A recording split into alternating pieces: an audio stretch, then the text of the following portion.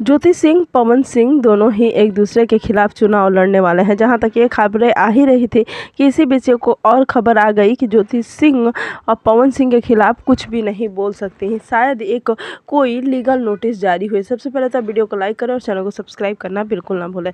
बहुत पहले ही पवन सिंह, ज्योति सिंह जब तलाक लेने वाले थे तो एक बात सामने आई थी। उन्होंने कहा था कि मतलब कि उन लोगों के लॉ में ही लिखा हुआ था कि ये एक दूसरे के बारे में मीडिया में कभी बात नहीं करेंगे।